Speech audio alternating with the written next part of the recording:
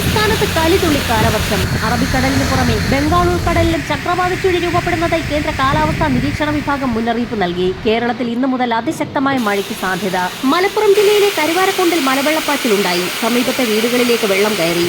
ഇന്നലെ രാത്രി മുതൽ തുടരുന്ന അതിശക്തമായ മഴയെ തുടർന്ന് കോട്ടയം ജില്ലയുടെ താഴ്ന്ന പ്രദേശങ്ങൾ വെള്ളത്തിനടിയിലായി. റോഡുകളിലേക്കടക്കം വെള്ളം ഇരച്ചു കയറി. മലപ്പുറത്ത് ഒലിപ്പുഴ കരകവിഞ്ഞൊഴുകിയതിനെ തുടർന്ന് ചിറക്കൽ ഭാഗത്തെ വീടുകളിലേക്ക് വെള്ളം ഇരച്ചു കയറി. തീരദേശ മേഖലകളിൽ കടലാക്രമണം രൂക്ഷമായി തുടരുന്നു. സംസ്ഥാനത്തടുത്ത 3 മണിക്കൂറിൽ പത്തനംതിട്ട, ആലപ്പുഴ, കോട്ടയം, എറണാകുളം, ഇടുക്കി, തൃശൂർ ജില്ലകളിൽ അതിശക്തമായതോ അതിതീവ്രമായതോ ആയ മഴയ്ക്ക് സാധ്യത. കനത്ത മഴ കണക്കിലെടുത്ത് ഈ ജില്ലകളിൽ ഓറഞ്ച് അലർട്ട് പ്രഖ്യാപിച്ചു.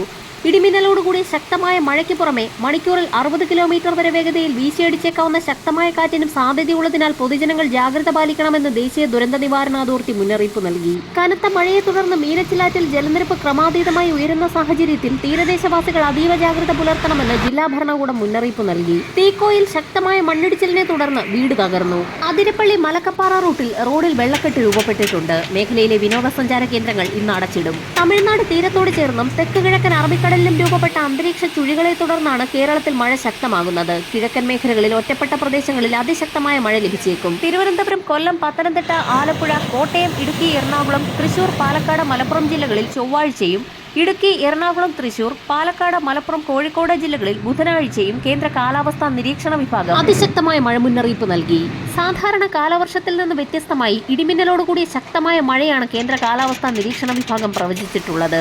തിരുവനന്തപുരം, കൊല്ലം, ആലപ്പുഴ ജില്ലകളുടെ തീരദേശ മേഖലകളിൽ അതീവ ജാഗ്രത പ്രഖ്യാപിച്ചു. കള്ളക്കടൽ പ്രതിഭാസത്തിന്റെ ഭാഗമായി തിരുവനന്തപുരം കാപ്പിൽ മുതൽ പൊഴിയൂർ വരെയും, കൊല്ലം ആലപ്പാട് മുതൽ ഇടവ വരെയും, ആലപ്പുഴ ചെല്ലാനം മുതൽ അഴീക്കൽ ജെട്ടി വരെയും ജില്ലകളിലെ തീരങ്ങളിൽ 1.5 മുതൽ 1.8 മീറ്റർ വരെ ഉയർന്ന തിരമാലകൾ കാരണം കടലാക്രമണത്തിന് സാധ്യതയുണ്ടെന്ന് ദേശീയ സമുദ്രസ്ഥിതി പഠന ഗവേഷണ കേന്ദ്രം മുന്നറിയിപ്പ് നൽകി. കേരള, കർണാടക, ലക്ഷദ്വീപ് തീരങ്ങളിൽ ഏർപ്പെടുത്തിയ മത്സ്യബന്ധനത്തിനുള്ള വിലക്ക് തുടരും. മണിക്കൂറിൽ 60 മുതൽ 70 കിലോമീറ്റർ വരെയും ചില അവസരങ്ങളിൽ 80 കിലോമീറ്റർ വരെയും കടൽക്കാറ്റ് ശക്തമാകാൻ സാധ്യതയുള്ളതിനാൽ മത്സ്യത്തൊഴിലാളികൾ അതീവ ജാഗ്രത പുലർത്തണമെന്ന് ഇൻകോയിസ് മുന്നറിയിപ്പ് നൽകി. ഇൻകോയിസ് മുന്നറിയിപ്പ് പിൻവലിക്കുന്നതുവരെ ബീച്ചിലേക്കുള്ള യാത്രകളും കടലിലിറങ്ങിയുള്ള വിനോദങ്ങളും പൂർണ്ണമായും ഒഴിവാക്കുക.